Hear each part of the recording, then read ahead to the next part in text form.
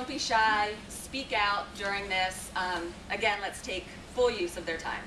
I'm going to get started with a rapid fire question. So Paul first, then Jason. Tell me the first thing that comes to your mind when I say this next word. And you can't change your mind, okay? Be honest. When I say community colleges, what do you think? Paul. Well, I did know this was coming, but I'm telling you the truth. This is what came to mind. Charlie Brown. You know, Peanuts, okay? So everybody loves Charlie Brown. He's likable. He's a guy with integrity. But as we all know, Lucy likes to hold the football and then pull it away. And we at Inside Higher Ed, which is a national trade publication, have talked about the politicians' real interest in community colleges and a lot of the money that has been targeted to community colleges that has been pulled away at the last minute. I think we all like Charlie Brown, but I think in his best interest, he might get a little more aggressive in trying to kick that football. And can everyone hear us okay in the back? I'm going to need mics. We need to stand. I'm going to need mics. We can shout. We're going to shout it from the rooftops. Okay. Do you mind repeating that? Just. Sure. So if you didn't hear me, I think of. Okay. Please stand. Hello. I'll stand. You wanted more aggressive, right? All right. That was not very Charlie Brown-like. It was Lucy-like. But I think that community colleges are very hot right now in terms of what people want to see from them. That people talk about you a lot, and can I indulge for a quick second? Please. One of the first times I heard about community colleges as a reporter, I was working at a small paper in Charlottesville, Virginia, and it was a Friday afternoon, and I was wearing a bowling shirt because I was going to go bowling after work. And the governor, one of his press people, the governor of Virginia at the time was Mark Warner, contacted us and said he was going to have a press event in the afternoon. And so I made a quick decision, should I go change my shirt to look more presentable for the governor or not? And I decided, no, I could just hide in the back of this press event and take some notes and run away. Well, it turns out it was just me and him for coffee. So that was a little awkward. But we had a good chat, and at the end of it, I asked him, "What are you doing here?" This was at Richmond, where he was, based. And he said, "Well, I'm going to a community college graduation," and it was Piedmont Community College. And he said, "Paul, have you ever been to a community college graduation?" And I had not. And I realized I was being shamed by a politician, which was pretty slick of him in retrospect. But he went to a lot of them, and I think it wasn't just trying to be a politician. I think he really did get excited by the energy of the graduations. All right, Jason, I'm going to ask you the same question. When I say this word, what's the first thing that pops into your mind? Community colleges. First thing is probably a series of campuses in the cities I've worked in where I don't know much about them, bottom line. My wife actually got an interior design degree from Dallas County Community College District here. Are y'all DC? No, I am. Oh, okay, good. El Centro. Good. El Centro, yes, where she went. We live close there. So I didn't know much about it before she went there to get a second degree. She didn't like her first degree, so she decided to move to Dallas to get that. Frankly, I don't know much about what you guys do, and maybe it's my fault, but I don't know. It's a good place to start. Yeah. All right. Well, you're very welcome here, and I think you're going to have about 75 people who want to educate you on who we are. I need 2 story ideas today for our meeting. While we're talking, may I ask one of my colleagues to notify the hotel to request for a few more chairs for our guests who are standing? Is there someone? Jasmine, could you help take care of that? Those who are standing, please know chairs will be on the way shortly. Okay, well, moving along, let me ask the two of you if there are 2 or 3 specific things that community colleges could do that would allow for you to be able to do your jobs and maybe cover them and pick up on a story. What are the 2 or 3 specific things? They don't have to be grandiose, simple things they could do. Don't waste your time on press releases. Do y'all write press releases in here at all? Yes, we do. Let me tell you where press releases go, right to the junk email file. And my friends in public relations, from hospitals to NASA to even to education, they always tell me about how, oh, we get a week to write a press release. I'm like, you know, Laura, this is a friend of mine in Houston, MD Anderson. Don't waste your time. Press releases, number one, they go to everybody. My TV station, like a lot of TV stations, they don't want to cover the same thing that everybody else is covering. So that's one thing. Don't waste your time on press releases. Take that information and reach out to a specific reporter. It's easy to find the education reporters in TV or in the newspapers. Reach out to those people. Hey, here's what's going on here. You know, would you consider this? If that person says yes or no, you know, if they say yes, and you have 2 days to do it, I'm going to pitch it to somebody else. Someone else expressed interest. No one else has to express interest. Just say that, and it kind of pushes that reporter along. That's one idea. The second thing is make it easy. When I get permission to do a story from my managers, it has to be on TV in about 7.5 hours later. So that means I've got to walk out the door and walk into your place and knock things out and be ready to go. I usually can't, you know, wait 2 or 3 days or wait to find somebody. So make it easy, no press releases, and reach out to specific reporters. If you have trouble finding them, call the newsrooms. Who covers your education? And they'll happily tell you. If you have an email address for that person, write them something short. Hey, I'm doing this, got something coming up you might be interested in, let me know. Yeah, I mean, first of all, I should say I cover community colleges for my job, and I still don't know much about what you all do. I think there are about 1,200 of your colleges, and I probably could name or would recognize the names of 200, is my guess. But yeah, I mean, I think... And those 200 are ATD institutions, correct? Most of them probably are. And I'll continue by telling you my journalistic bias. I'm from Ohio, and I was telling Jason, Ohioans are very proud of their state. And so we'll go to Sinclair Community College, which is my hometown. You know, I think you need to lead with good stories, and I can talk more about what good stories are. But just simply, stories have tension, they have something that's changing, and they have something that people can relate to, characters, personalities. And for us, it's got to be a national relevance. It has to work for Walla Walla and Valencia. You know, Sinclair came to our offices. This is when I was actually at the Chronicle of Higher Education. They had a delegation of folks who were going to Capitol Hill. And they led with some really good stories. But they were also ready to roll with the punches, because sometimes we're not interested in what you all are bringing. We've got our own story that we're working on, and we see something that you're doing that might fit into that story. And in this case, always lead with students. They had a student who was there to come meet Ohio senators, and he was about 35 years old and had been laid off from an auto manufacturing plant and was trying to talk about what he wanted to do at Sinclair. And we decided on the spot, we'd like to follow your student to Capitol Hill and see what he says to the senators. So it's not like he didn't already have enough pressure, but Sinclair let us do it. And it was a really good story, and actually so good that the New York Times did the same story a few days later. Nice. And I just felt like Sinclair took a risk there in that they didn't know what we were going to do with it. They didn't script him, as far as I know. He didn't come across very scripted, but they let us do it. And I think that really was a smart move. Katie, are we allowed to ask questions, or are we waiting to the end, or how is this working? Thank you, Jacqueline. Let's just open it up. Let's just have a discussion. Do you have something? Well, I wanted to hear more clarification on the make it easy.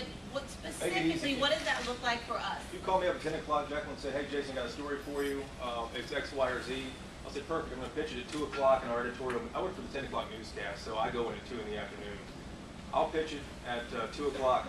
They call you back at 2:05 and say, I'll be there in 10 minutes. And I need to walk in, talk to you, and talk to 2 or 3 other people, whatever the story might be. Walk in and knock it out immediately.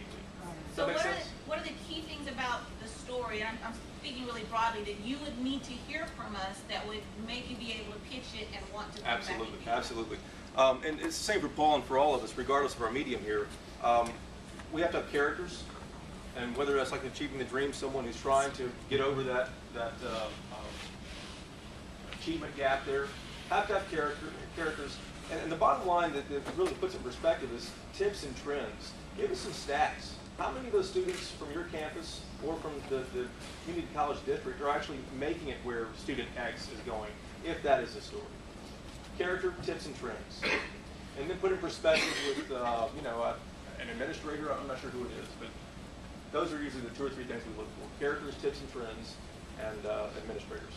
Y'all have plenty of stats, though. I mean, I talked to AT&T 2 weeks ago, their national PR team here in town. AT&T has the worst public relations besides American Airlines of anybody I've covered. They're just, you know, we're better than everybody else, and their product, like Americans, is not that good anymore. But they're reaching out trying to do the same thing, and they're loaded down with statistics at that place on technology nobody knows about. They have plenty of, and I'll talk about this in a minute, they have plenty of different opportunities to latch on to big stories. And a quick example for that, I'll give you all one too, is member from Florida, PR team from Florida was talking about, there was a lot of publicity in Orlando. You know, everyone gets kidnapped in Orlando. Is anybody from Florida here? All the kidnappings happen in Orlando. I said, you know what, 2 or 3 days down the road, let that story happen. But this is a great opportunity for you guys to reach out and say, from AT&T standpoint, we've had 400 different requests from law enforcement to find people. And you know what, to pass it along with them, our technology, our phones can help find people. That's an easy way for them to do it. Here's an example for like community colleges. Dallas right now is in the middle of trying to figure out, you've all been here at night, right? We like to light the city up. We light everything up. So Dallas is trying to figure out now, if they're lighting up the Omni Hotel, hey, should we continue lighting things up? We have LEDs on the Omni, on the Reunion Tower here, on the Green Building, the Bank of America building, the big X building you see downtown. Everything's lighted up here. This is a good time if you all have any interior design. I know you do. Architecture students, someone like that. Seize on the news of the day also. Hey, we can have somebody from our college talk about this out there. That's making it easy. I will drive 20 miles to UT Arlington when there are 3 or 4 colleges around here just to talk to somebody. I know I can get that guy immediately, whenever, weekends, nights, etc. That make sense? That makes I was like, 10-minute answer. Actually, can I piggyback? Yeah, absolutely. No worries. I write for a publication that can be pretty dry and serious. You know, 1,200 word stories about policy developments. But you have to fight the jargon war. You know, we have so much jargon in higher education. I know about 500 acronyms that mean nothing to the average human being. So I like to think of like a good story. Can you tell it to your friend who has no interest in higher education at all in 30 seconds? And will that person be interested? Maybe 15 seconds? And usually you actually can. It just requires kind of stepping away from your work for a second and thinking about what people who don't work in this might be interested in. We have a saying in TV, I know we do in all the meetings here, make me care. That's what the managers tell us before we leave for a story, make me care. And the other thing is we have to boil a story down to 3 words. 3 words, and I mean, that's hard for me to do it. I've been doing this 21 years. That's still hard. So if you're formulating a story, try to boil it down to 3 words. D counts, A counts, all that counts. 3 words, you know. So bottom line is make me care, yeah. Thank you. Before we jump to another question, I see more people standing. Can I ask another Achieving the Dream colleague to just put in another request to the hotel to bring a few more chairs? Could someone take care of that, Lauren? Thank you. Maybe at our limit. Pardon? Here's, Oh, that's true. we have these right here. That's a great reminder. Here you go. Oh, I'm sorry. Okay. There you go. Do you want this? I'll take it. Who might be at our limit? Paul mentioned also, I don't know the word he used, but conflict is what makes a good TV story. Whether you'll piggyback off somebody else's story out there and provide one of your experts, one of your faculty members, that's another way to get out and brand your community college. And if you make it easy, I'll go there every time. Dallas County Community College, El Centro, is the closest higher education place to my TV station. It's very easy for me to get there. In 4.5 years, I've never been there. Janet St. James 0. comes all the time. Janet does a lot, yes. Yes. She does that. She's our. Well, we're going to get you there. Good. All Good. right. I see someone in the back. Please tell us who you are first. I'm Tamara Carter. I'm from Oklahoma State Community College. In order to show improvement, most of us started at a place that we weren't happy with. So how do we get the story to be an improvement rather than the dismal situation we were in? Give me an example of your situation. I'm in developmental mathematics, and we started out with dismal passing rates in Def Math and have increased those to make. So how do I get the story to be that, hey, look at what we're doing now, rather than, ooh, what was it before? That may be like a story for not a trade journal, is it? A trade journal. more than that. But again, I'm sure you have a student who's made an incredible progress, jumped hurdles. Find that one person. That one person represents the whole. Give us the tips or the stats on where you were 5 years ago, where you are today, and how you got there. Maybe it's a story of, you guys are a model in Oklahoma City of how it can be done in other places. That's not maybe the story that I would cover, or maybe, Channel 4 or Channel 9 in Oklahoma City or some of those folks, but maybe it's more one for him. Yeah, and I think community colleges are very sincere and well-meaning in their media outreach, but sometimes the outreach lacks a little bit of the red meat, whereas I could see getting a tip for a story from your institution that wouldn't talk about where you were 5 years ago. It would be a little bit sanitized, very positive, look where we are now. And frankly, I'd be more interested if I could see, a little bit of the difficulty that you had to work with. I think colleges that do well with the media acknowledge that there are some issues that they're working on. But yeah, I do think in this current environment where people are frustrated with, distrustful of higher education, unfortunately you are going to have to deal with the negative sells. And keep in mind, stories inherently have conflict. Nursery rhymes, all these, with the big bad wolf, all these stories have conflict. Present the stories with the conflict, and you're more apt to, and with the stats and the character too, you're more apt to get somebody's attention. Quick example, this is a high school level. I was working in St. Louis back in the 90s. That's when guns at school were really big. They're still a big deal, but they were just, it was blowing up then. There was a gun that went off in a school in a wealthy suburb. They had the fantastic media team out there. I'd worked with them in the past for other things, and so this is bad news that happened. We showed up out there, everybody showed up out there. The PR guy, who was a friend of mine for a long time, met me before the cops or anybody else did. He laid out everything. He had both sides of the story lined up, ready to go, and he's fine with me going to get anything else too, but had it all ready to go. If you want to talk to somebody who's ticked off, I have an angry parent right here if you want to talk to him. 6 ways of mad at us right now. I got the kid who found the gun right here, and you can talk to our school resource officer too. You have it all set up. That makes it easy, number one, but two, that had a lot of conflict. Number two, that's another reason we cover the story. It has conflict. Can I jump in one more quick one? Well, yeah, tension in a story is necessary. Change, conflict. I guess Andy Warhol made a movie of someone sleeping for an hour. I wouldn't watch that. But my favorite community college story that I've written for Inside Higher Ed was my first one, actually. It was about Mott Community College. That had just cut an auto detailing program. Community colleges do a lot, and other colleges too, of what I'm doing, but they don't talk about the hard choices sometimes they've made. So this program had graduated 5 students over 4 years, don't quote me, but something like that. It was really not of any interest to students and was costing them a lot of money, so they cut it. Well, Mott Community College is in Flint, Michigan, which if you've seen Roger and me, the former home of GM, so if you cut an auto-related program in Mott Community College, you're going to get some people who are upset. And that doesn't mean that the decision was wrong, but I think it really got to the challenge that you all face in being responsive to your local communities, but also trying to improve completion rates. I have a quick question just about the process. Would you say who you are first? Oh, I'm sorry. I'm Linda Lacossi with Tarrant County College in Fort Worth. So you mentioned you may hear of a story today, call and say, I'll be out there in 10 minutes. Sure. How much lead time would you need to pitch that story, and how would we know it was even on the docket for consideration to be ready in 10 minutes? Or do we just assume that it's fodder and we're on standby just in case? Did everyone hear that in the back? No. Do you mind relaying? The question was about,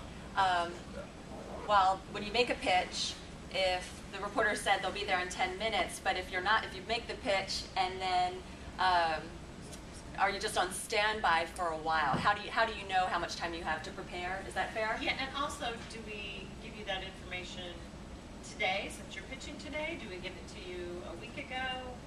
When do you need it in order to even consider it? And then how do we know it's being considered so we are ready for it? If you guys are pitching the stories, it's up to you guys to tell me when that story will be ready to go. Hey, there's a life story going on, the life story is going on. I can get you somebody this afternoon. I said, perfect. I'm going to pitch the story this afternoon when I get there. And then I'll call you back, or say, call me back, let me know what's going on. I'll call you back either way and let you know, hey, they went for it or they didn't go for it. TV news managers have the shortest attention span in the world. I mean, you have a better chance in a nursery full of kids. So sometimes if they don't bite on the story the first time, I might wait a week or 2 weeks. If it's an evergreen story, one you can do anytime, and pitch it again. Great idea, let's go do it. But I pitched the same thing 2 weeks ago. You had no interest in it at all. Lay out parameters like I was saying earlier. Hey, I can do this story, I got a good story, I can do it in 3 days from now. Are you interested in doing it? Because Channel 5 expressed interest too. They don't have to express interest, just tell me that, and I'll really not necessarily for me, but if I tell my managers, hey, there's another station interested in doing this too, they're giving it to us first, they have more apt to do it. So a fairly close window between when you hear the story and when you would pitch it. Because we all can tell you what was going on 6 months from now. Right. Oh, no, yeah. It's got to be within a week. Okay, thank you. And that's a long time for us. Okay. The process is a little different for us, obviously. I probably am one of, I don't know how many national reporters who covers community colleges most of the time. There's probably not that many of us. You'd be surprised how few personalized pitches I get. It's not many. I get a lot of press releases about local events that you all are doing, but not too much that's targeted to me. But I was really frustrated this week when I was flying out here yesterday morning, and I got a study that was very big news in higher education. It was about the placement test not doing a good job. Okay, so I don't mean to pick on the Community College Research Center, but I got it at 6 o'clock that night. How am I going to find researchers and do a detailed story? I looked for them, and they said, "Oh, we could talk to you tomorrow or the next day." No, sorry, it's going to be on the front page of New York Times tomorrow, so I have to do it now. But on the flip side, be patient. I got a pitch. Well, let me put it this way.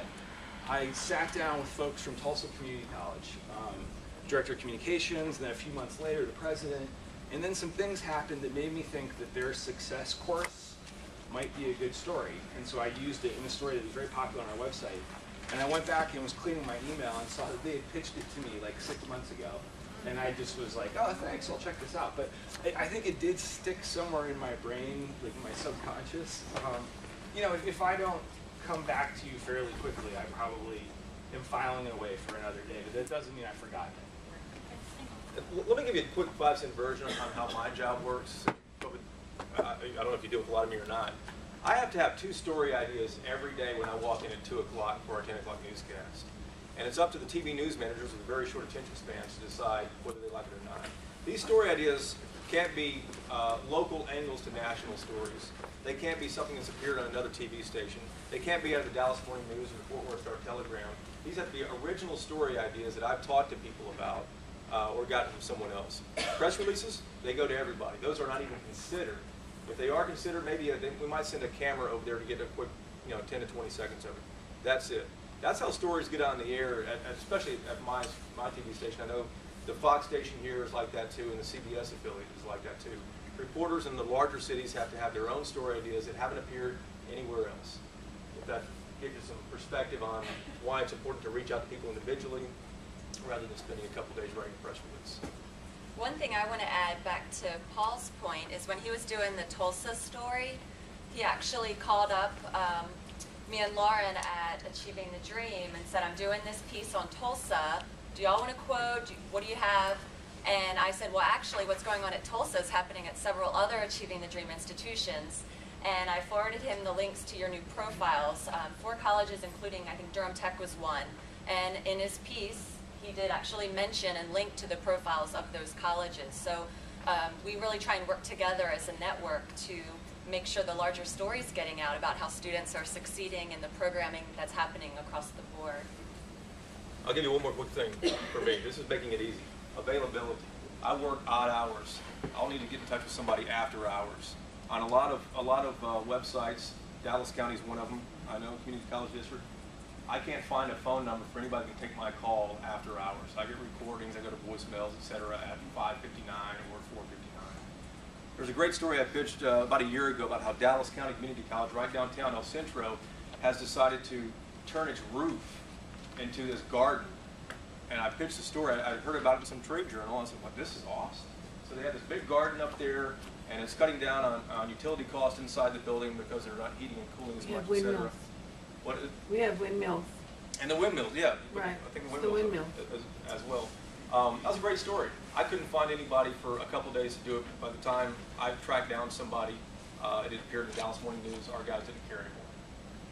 Availability, give us cell phone numbers. When you reach out to us, hey, here's 3 ways you can get me, and try the best way first. You know, actually, I should have said that first. That accessibility is my biggest challenge covering community colleges. It is hard to find Charlie Brown after hours. And it's counterintuitive. I used to write about public flagship universities and big research universities, and you'd think that they deal with the entire state. Sometimes they're global. You would think it would be harder to find them, but it's money. They have a team sometimes of 10 PR folks who are really good at their jobs. But the president's put in the effort to be available to Little Inside Higher Ed. I have Graham Spanier, Penn State's former president's personal email, and could contact him regularly. Or the president of Ohio State, Gordon Gee, answers your phone calls at 2 a.m. It's insane. But that's part of his job, and I think community colleges didn't have to think that way until recently. But I will say this: of the community colleges I write about, the ones that are the easiest to find wouldn't surprise you. Valencia Community College, I can get Sandy Sugar on the phone pretty quickly. Yeah. And I think that's the websites. I spend probably an hour a day trying to find people on your websites, and I know it's expensive, but it'd sure be nice if you could just have a link on the newsroom with somebody's phone number. But it's not something that's very common in community colleges. You all have business and economics classes, right? TV news loves business and economic stories in a city this size. Anytime American files for bankruptcy, something happens, bam, we got to find an expert immediately. I go to SMU, Southern Methodist University, constantly. I don't even look for anybody else because I can always get the chair of the School of Business at his. I know where he lives, his cell number, his home number. He's had me over to his house. He said, I'm not at school today. Come to the house. We'll do it in the front yard. I've met him too. Bam, Mike Davis. I go there. I don't even look or even call anybody else. Make your experts available. Piggyback on these stories, and you got to do it soon because news cycles don't have very long. If a big story happens, American's not a good idea because that's we're covering that still today. This happened about a month ago. But you have maybe 24 hours to get on the news cycle. If a big story breaks, provide one of your experts. Hey, we have somebody in the economics department who can talk about that. They're available at X, Y, and Z times. That helps us, makes it easy, and it brands your community college as well. I have to ask a question. This is a controversial and risky story, but you all saw that Rick Santorum called President Obama a snob for wanting people to go to college, right? Everybody saw that. That was probably the biggest story of the week in Washington. And the president responded, which was even more interesting. I did not see a single community college person talk about, actually, we're not talking about four-year colleges. We do things that are certificate. Did anyone see that? Okay, because I saw private university people. The president of McAllister in Minnesota wrote a very aggressive piece for the Huffington Post. Where were you guys on that? And I know that that's dangerous and risky, but I think other people are shaping the conversation about what you do. And if you're not in it, They absolutely are. Well, let me switch things around. I'd love to hear from both of you on, we've talked about what to do. Let's talk about what not to do. I'd love to hear a story. Don't name the name of the institution, but just some disastrous encounter that has a nugget there for our guests of what not to do. Go first. Okay. This is a tough one. I won't use the name of the school. It's a religious four-year college in New York State. Had a terrible thing happen where their CFO, who was a nun, had a gambling issue and it was stealing money from the school. So you can imagine. So here's how it happens. I have an intern reading their 990 tax forms where they disclosed that an employee had been stealing money. I did not report it to the police. I figured out from Googling that the CFO had left around that time. I figured out that it was this woman. And so we called them, 50 times. They never took our calls. Not once. So we wrote the story. They weren't in it. It went on Fox News. It was a global news story. And okay, they have a very difficult story to deal with. I just would think that they would want to say that they were the victim and that they were actually trying to fix the problem. We found out later their board had introduced policies to change their financial controls. Might have been, I think, a good thing to do, to come on the phone. We're not going away. When something like that happens, we're probably not going to say, they didn't answer our call, so I don't think I'm going to write about it anymore.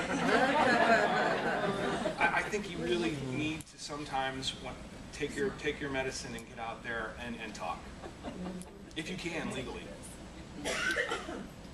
I can't think of a story for higher ed, but let me bounce off that too. One of the quickest ways to get a reporter to go away, it goes against everything y'all been trained, I guarantee it, is to come out, provide a statement, go on camera and say, you know what, we screwed up, it's not going to happen again, our people expect better of us and they're going to get it. What else am I going to ask? Well, why'd you screw up? I can't ask anything else. That's going to go on. That's going to basically put an end to this, end to the coverage, at least from my standpoint. What else am I going to say? You might have another day of reaction to whatever the story might have been, and then if there's an investigation of whatever the story may be, I'm just thinking out loud, that might, be 6 months down the road. That's the quickest way, though, to put bookends on a story. Not send a statement, not take calls. If you don't take calls, you're guilty. Regardless of what it is, public perception is you're guilty. That's crisis communication. I don't know if you ever deal with any crises. I can't think of a crisis I've ever had with higher ed at all, or a problem. So. With this meningitis issue recently, Janet was on us like a dog. She's a tough one. Yeah, and our Justin Lonan from our central, from the district said, Bela, she's calling, talk to her right away. Yeah. She's not going away. Paul's right. We don't go away, but if you want us to stop, come out and say that. And it's hard as hell for y'all to say that. It's hard, not for y'all, but for public relations folks to even say that. Just very do hard. it. Yeah, I did a story recently about Mitt Romney had kind of endorsed Full Sail University in Florida, which is a for-profit, and the Times did this very negative story about Full Sail, and so I was following up on it, and they did a very smart thing. They sent me maybe 5,000 words of detailed explanations of all the pieces in that story. So I had to spend a lot of time and give them, what they wanted to say in the story, which was smart of them, and more work for me.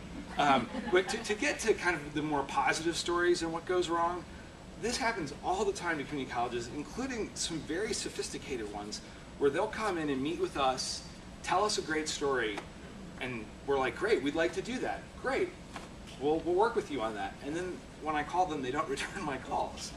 Or, in some cases, actually, they didn't really have it right, where the program wasn't quite as cool as they thought it was. And, I know that's hard, you're talking off the cuff, and I'm asking you to talk off the cuff. But I do think that doesn't really happen with the big four-year universities. When they come with their best foot forward, they know what they're doing.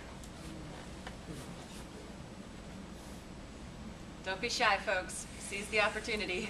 You can yell at reporters, come on. Yeah, right? You yell back at us right now. I'd encourage you guys also to think about visuals for a story. Right. Regardless whether it's TV or print.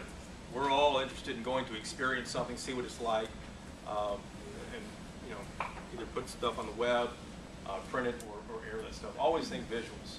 Yeah, it's funny, when I was at the Chronicle, we had a team of photographers around the country that we would send to campuses to shoot every story we did. Because it was more like a magazine, it was slower. At Inside Higher Ed, every story I do, I end up going to your websites and cutting and pasting JPEGs because I have to move fast. And I did a story, this was last week, I don't even know what day it is, about wealthier middle-class kids coming to community colleges. No big news flash to you all, but to the average American, it was kind of a big deal in the Times, and even Gawker picked it up, which I thought was amazing. But the school, Tarrant, no, it wasn't Tarrant, I'm sorry, I can't even remember, that's how fast things change. Raritan Valley, sorry, in New Jersey, had a really good picture of a female student with a swirl of activity around her, and we ran it, and I'm sure that that's part of why it went viral, because it really just told the story. Yeah, I think the gentleman there had his hand up. I wanted to give you an example of something I'm involved in at the moment. Oh, would you say who you are, please?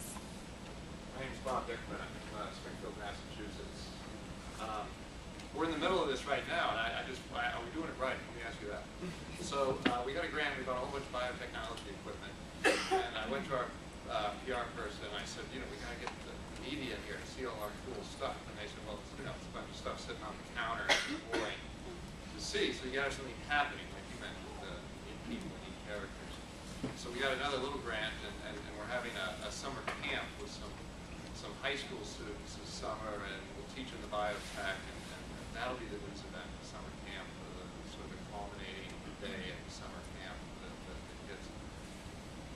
Are we doing that right? When you comment on that situation, sort of based on everything you've said so far, I mean, is that a good way to approach that? The core idea is that we got a lot of equipment that really improves the way the college is able to do what it does. And we want to get that message out there. Does it link to jobs? Sure, the biotechnology does, yeah. I mean, So employers are hiring people from your college who have worked on those machines and learned skills that apply directly to your local economy? Yes. I think that maybe working with one of those people who's hired somebody to be part of that is a good thing. Bring that person into the story. That could be the character. Yeah. Paul, who runs this business, can't hire enough of these people fast enough. Community college here in Springfield is trying to fill that demand. That's conflict. Yeah, Maybe I'm not going to cover a summer camp. They don't let us do that. So I don't know if you organize that specifically for the media coverage or not, but I don't think we would cover that. Probably not us either. Yeah. Unfortunately, there's so many stories like that. Yeah. It doesn't mean they're not good. But I think right now, anyone from inside higher ed to Jason's broadcast network, it's jobs. I mean, that's the thing. We hear that, yeah. So it was the AP did this story that was based at in Michigan, Macomb, about community colleges being really fast at training people. Did y'all see this? It went all over the place. USA Today ran it. And one of the things I liked best about it, they actually had, he included the codes that people have to punch into some of these machines on the line, like how incredibly complex, like essentially robotics programming. And obviously he had been there and seen the line. And I think that sort of tangible example can help a reporter kind of see what the story is, actually see. So see our stuff and then see the manufacturing facility, which I could arrange for them to go there. And the other thing, find out from the person who wrote the grant, why go after this? Why get this stuff? What do you hope to do with this stuff? How long is it going to last? This technology is changing constantly. Maybe that'll help you bore down to what the story is. Well, we went after this one because X, Y, and Z, because we got this and Yale didn't, or whatever. Just maybe it helps bore down on the story and find a little more specifics. Oh, we love those stories. Where you all beat Yale. I might write about that. And I think there was another question. I actually have. So my name is Rachel. I'm from a very rural college, community college. And my question is do you have any? I would suspect that our experts are probably not going to be your go-to people because we are so far away from major cities. But my question is what sorts of things should a rural school or a school that's maybe not placed right near major news outlets, what sorts of things should we be focused on as far as, jobs, we could probably do jobs, but our region is also pretty limited economically. So I know good things are going on. Where are you? Southwest Texas. Southwest I'm down near the border, so maybe the border Yeah. would be a big deal, but I was there 2 weeks ago. yeah. Covering another story, but if you ever watch, two things come to mind immediately. NPR and like ABC, I'm an ABC affiliate. They always like to think they're getting the pulse of America by going out into the country somewhere. This is what everyone in America thinks based on Iowa, Kansas, Southwest Texas. Have you reached out at all to like Austin American Statesman, Dallas Morning News, some of the big regional papers, the Express News in San Antonio, or El Paso Times, to be kind of a barometer about here's what's going on here. I don't know what's from your coursework here. Some of the Well, we have a lot of I mean, we What have do a you lot specialize of in? technical programs and training programs and things like that. I And mean, where do those graduates go? they stay in the region. Really? They may go to San Antonio, but they pretty much stay in that region. Right off the cuff, I'd say, you know, is it going up? The graphic's going up, going down? Are they finding more jobs, less jobs?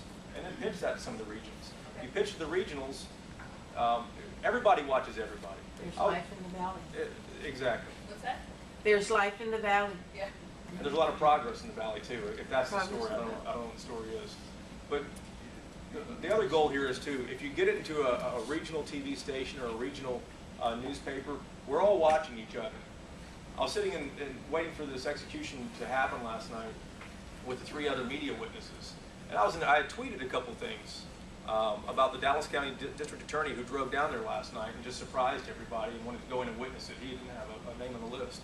I said, well, you know, Dallas County DA Craig Watkins is right here and he's trying to get into the execution. Within 3 or 4 minutes of me tweeting that, the NBC station had called, who wasn't on the witness list, trying to find this stuff out. Hey, we're hearing that this is going on. And so the secretary put him on hold, and before the PR guy answered the phone and said, hey, Jason, just FYI, I told him, you know, I just tweeted this stuff. He started laughing and addressed it there. Bottom line is we all watch each other. And if stories get picked up, especially by Gawker and some of these other big websites, Fox News and places like that, you get a lot of eyeballs on it. And if your goal is branding, that's really what you want to do. Yeah, and, you know, I think I have to sell to you all a little bit in that, you know, your local media is obviously of most importance to y'all for good reasons. I mean, they're called community colleges for a reason. But I do think that in this environment, the national exposure can be helpful. You know, I think foundations see it, associations, and it kind of builds on itself, and reporters definitely pay attention to what each other are doing. I mean, sometimes I'll do a story that's national, and the local media will pick up on it, even though it was already in their backyard. But I do, Katie and I were talking about this, that the rural community colleges have really gotten lost in the shuffle in terms of this current national discussion of workforce training and higher education. And that's partially on me. I mean, I frankly don't know many of them. And I go to my usual suspects, you know, Miami-Dade, Valencia, the big I'll give urbans. you my email address. And that's a good story, actually. Yeah, we're talking about that's a good story. Yep. Yes, ma'am. I'm Carol Myers from Athens Technical College in Georgia. I'm not in PR and communications, but we just in Athens, Georgia, got a Caterpillar plant with 1,400 jobs, and our college was part of the deal. And we, you know, I was at the board meeting when this is like 2 weeks ago. Should, you know, when we added new programs for this, should our PR person, communications person, should they be pitching that on a national level? Yeah. Yes? Yeah. Okay, so I mean, so I can go back and tell them. Hey. Well, the whole And thing we're is, like, achieving the, I mean, do it you all seems think to it's me. worth it to get national exposure? And I would say yes. Yeah, I think they like it. We like exposure, right? How are you guys Yes. involved in that, though? How was the college? involved in that? Actually, this is the community college beats out the university because we're home of the University of Georgia. Right. And all the local press releases, there's nothing about University of Georgia. It's a technical college system in Georgia, and the training that we're going to do, the quick start training, and then the programs that we're also starting as well. I'm guessing you all had to you were at the table with Caterpillar as the decision Yeah, was being made. but it, you know, I talk to people in the community and they say, oh, this is going on for years. The fact is, from my asking questions, it's been going on since December. And Good story. so, yeah, good Did you story. get Atlanta to come over? Yeah, they can. Yeah, like, it was in the Atlanta papers and such, but but I told my mother in New York it should be in the New York Times. Well, try to think of something that's novel about it compared to other similar. I would read that AP story that came out a couple weeks ago about job workforce training, just so you know what other programs are doing and can stress how this is different. Okay, there's AP. I'm not in communications, right? You can go to Google and type in like community college in quotes, Yeah. and then Associated Press or AP, Okay. and you'll find it probably in every newspaper. I did a Georgia story like that. Kia was opening a plant in Southwest Georgia, and a religious college in Atlanta changed its name and moved to that small town. because of the economy that was going to happen there. So they're literally following the Kia plan. That's a pretty good story. Yeah, but there's things like that are of great Well, interest. actually, they also came for the quality of life as well. So I think the two things go together. I think it makes it more interesting. I'll pitch the story, but. Well, we have rapidly run out of time. I have thoroughly enjoyed this. I want to ask our fantastic panelists to give us one last piece of feedback, and that is, you've observed our Achieving the Dream network. If you were to give this workshop and the larger conference a headline or a teaser on tonight's news, what would it be? Like I've been doing all the talking. Yeah, in 3 words. Yeah, 3 words, right. Oh, geez. I put them on the spot. I'm sorry. I should have put this in the briefing paper. I just thought of it. I mean, for us, for our trade publication, who already knows a little bit about what you're all doing, I think the kind of cheesy 3-word headline would be, what comes next? Okay, we all heard about completion rates. It's going to be tough for you to make it to the 2025 goals. I personally don't think you can. But so what are you doing now that's different than just reorienting yourself around graduation rates? And I've got some ideas what some of you are doing. I think it has something to do with financial literacy and some other things that help students get through, but I think that would be my thing. I'd say get stories out. Bottom line, I want to leave you with, develop relationships. Don't waste your time on press releases. I don't know how long y'all spend on press releases. I can't believe Friends spent a week on a press release that no one ever reads. It's a one-page thing. Develop relationships, think visuals, and make sure that the stories. One thing that I do not in the field, if I'm interested in something, a nugget, something somebody said, chances are somebody else will be too. Whatever you guys find interesting, make that your headline, make that your lead. Don't bury that down in there. And oh, by the way, this. If you find it interesting, somebody else is too. Likely I am as well too, though. I'm around too for a few more minutes if anyone has any questions.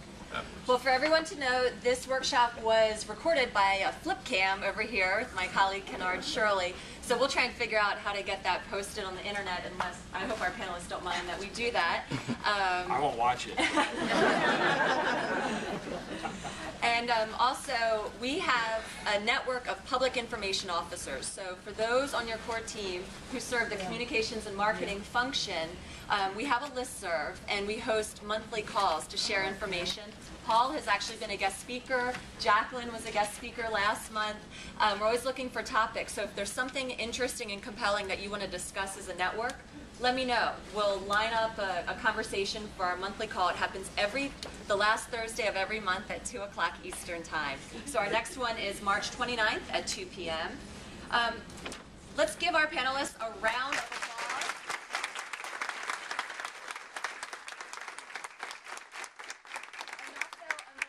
Of Achieving the Dream, we'd like to give them both a small token of our appreciation for participating today. Very well. So thank you.